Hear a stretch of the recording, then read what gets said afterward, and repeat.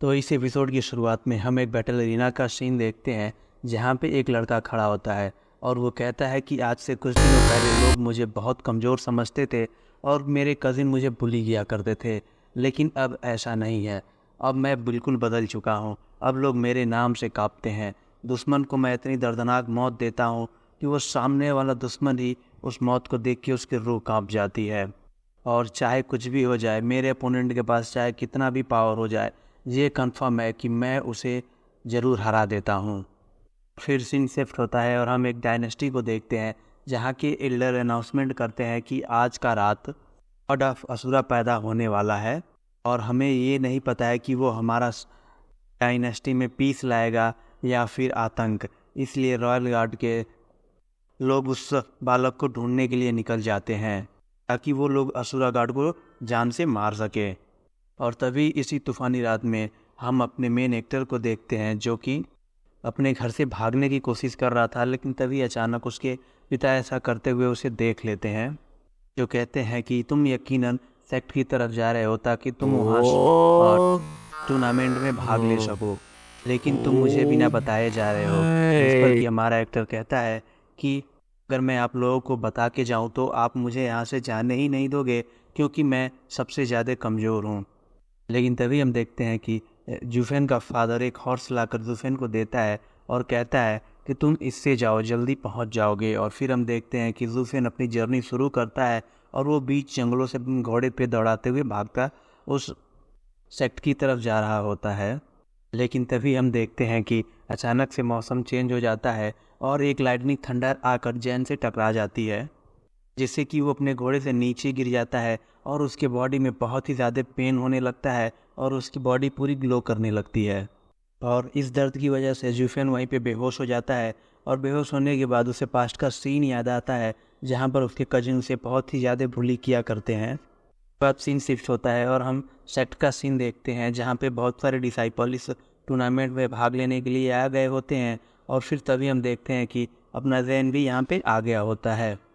और फिर जब वो काउंटर पर जाकर अपना नाम रजिस्टर कराता है तो हम देखते हैं कि काउंटर पर उसका एक कज़िन ही बैठा होता है जो कि उसके नाम को इंटर करने से मना कर देता है और कहता है कि तुम जैसा कचरा यहाँ नहीं डिज़र्व करता है।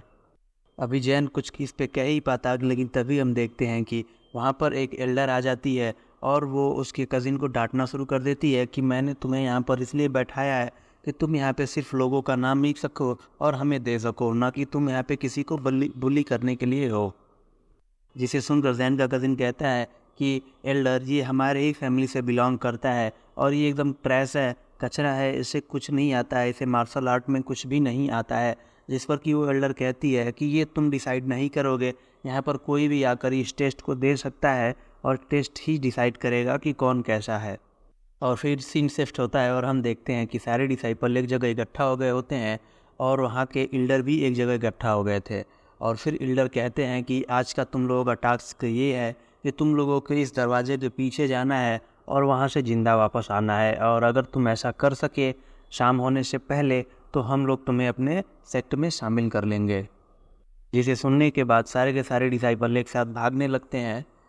जैन भी उन्हीं के साथ भाग रहा होता है, लेकिन तभी उसके अंदर से उसे एक आवाज़ सुनाई देती है और वो आवाज़ कहती है कि भीड़ का पीछा मत करो, जिधर मैं कह रही हूँ उधर तुम चलो। जिसे सुनकर जैन घबरा जाता है और फिर पूछता है कि तुम कौन हो। लेकिन फिर हम देखते हैं कि जैन उसकी बातों को मान लेता है और उस आवाज़ की दिशा में बढ़ना शुरू कर देता है।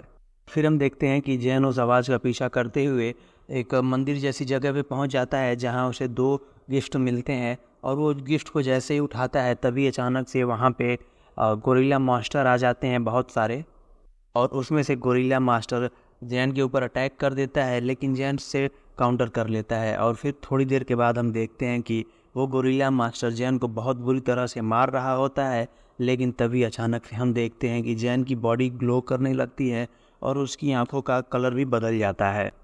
और फिर हम देखते हैं कि जैन उस गोरिल्ला मास्टर को बहुत ही बेदर्दी से मारता है। उसके पहले तो उसकी कमर की हड्डी तोड़ देता है और फिर उसके दोनों हाथ उखाड़ देता है। और अपने मास्टर को ऐसा मार खाते हुए देखकर बाकी के गोरिल्ला मास्टर वहाँ से भाग जाते हैं।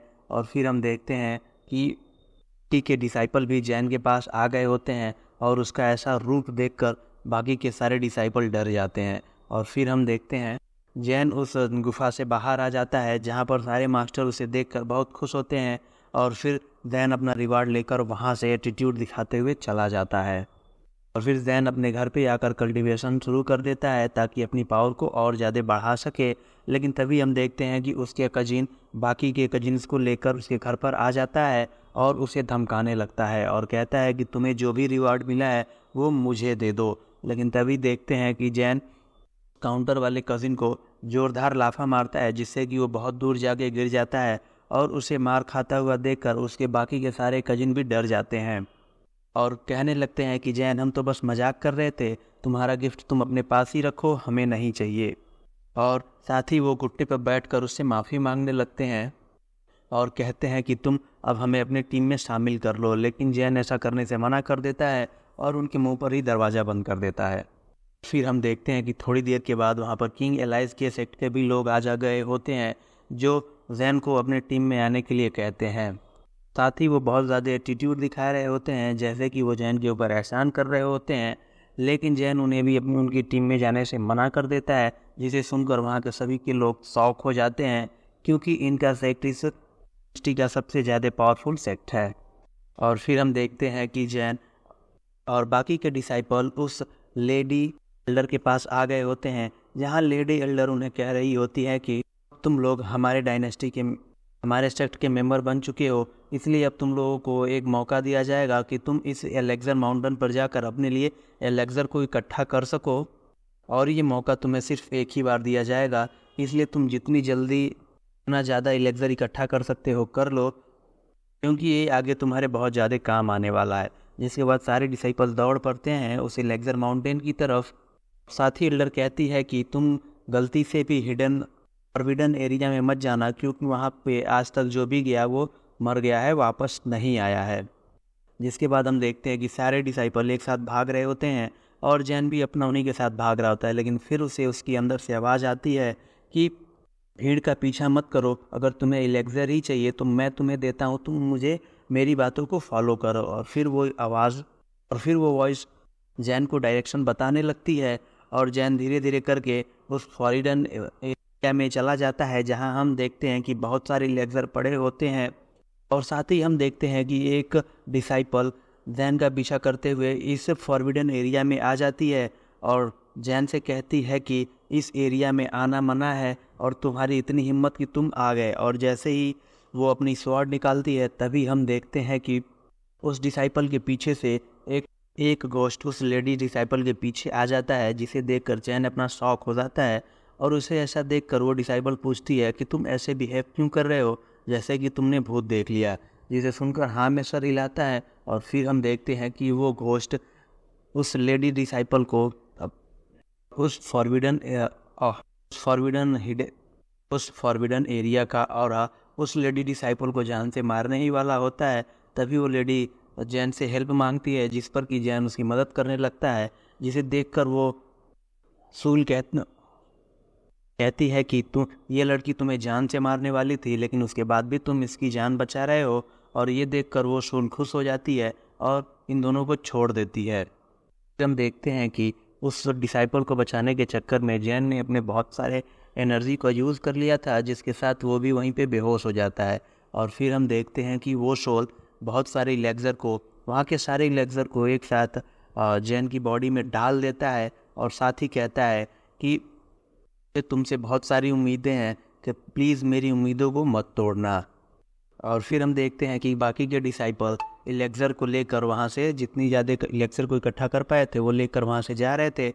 लेकिन फिर हम देखते हैं जैन वहीं फॉरबिडन एरिया में बेहोश पड़ा था और फिर जब उसे होश आता है तो वो उस लेडी डिसाइपल को लेकर अपने साथ आ जाता है, जहाँ पर वो लेडी इल्डर उन्हें देखकर इसका कारण पूछती है, जिस पर कि जैन बताता है कि हम गलती से फॉरबिडन एरिया में चले गए थे।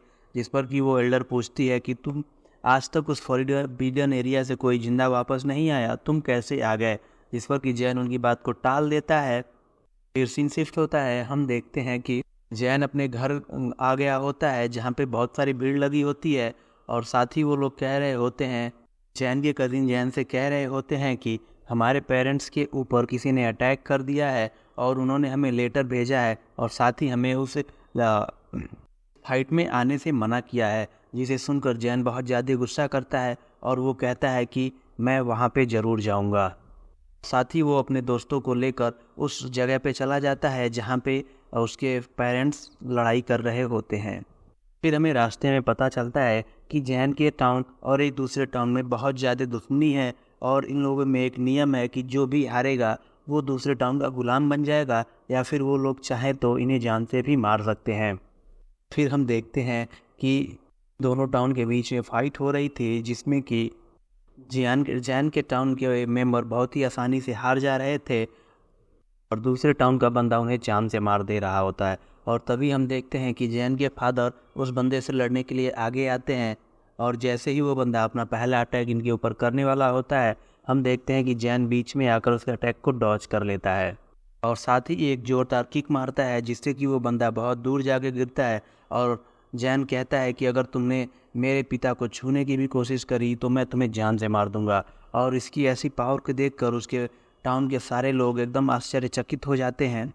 फिर हम देखते हैं जैन अपने पिता के पास जाता है और उन्हें उनका लेटर देते हुए कहता है कि फादर, मैं आपको कभी अकेला नहीं छोड़ूंगा।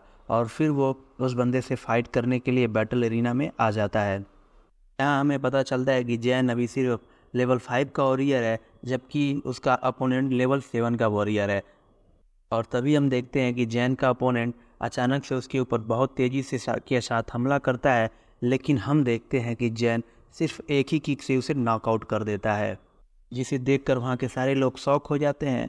और तभी जैन के अपोनेंट का फादर भी जैन के ऊपर अटैक कर देता है, लेकिन जैन उसे भी सिर्फ एक ही किक में वहीं ढेर कर देता है, जिसे देखकर वहाँ के लोग और भी ज़्यादा आश्चर्यचकित हो जाते हैं। और फिर हम देखते हैं जैन आगे बढ़ता है और कहता है कि आज के बाद मेरी फैमिली के ऊपर किसी ने भी अपनी गंदी नज़र डाली तो मैं उसकी आंखें नोच लूँगा। और साथ ही ये एपिसोड यहीं पे ख़त्म हो जाता है। तो अगर आपको हमारी वीडियो अच्छी लगे तो लाइक करो, चैनल को सब्सक्राइब करो और हाँ, थैंक्स फॉर वॉचिंग।